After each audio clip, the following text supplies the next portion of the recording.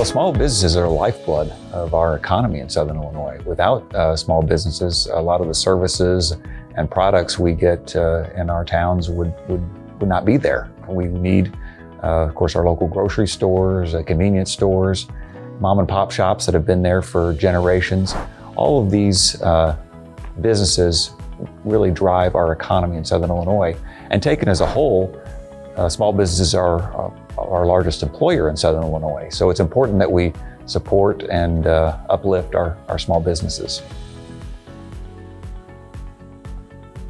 Well, the small business development centers are a vital resource for small businesses to go to when they have questions or issues or just need support. And then we have our community colleges. Southern Illinois University are also good supports. And local chambers of commerce are very important. Having our businesses connected and talking and working with one another to help build the economy is vital. Now, our office is in Harrisburg, my district office. We staff that on a daily basis. And that's also a resource businesses can come to if they have questions about interactions with the state or problems with state government. We're always happy to help. Well, I think it's important that that a small business is involved with the community.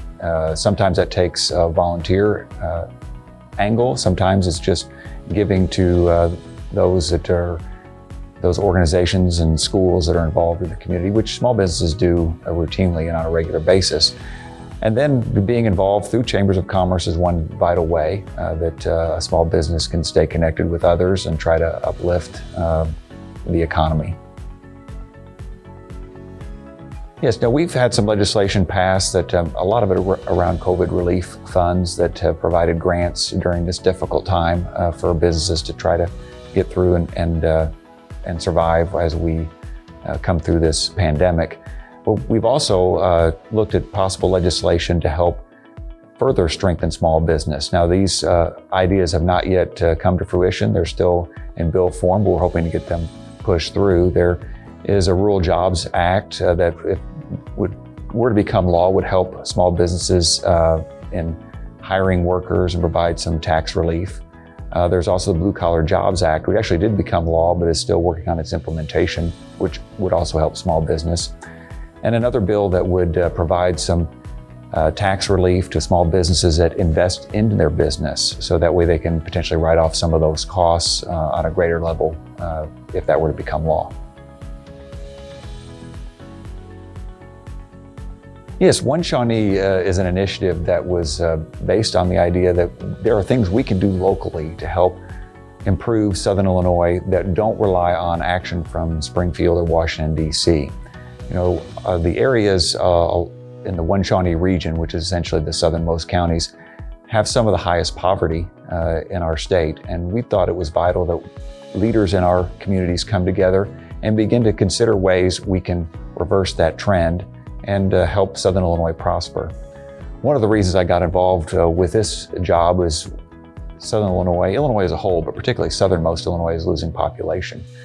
And that's another trend that has to be reversed if we're going to see our region thrive.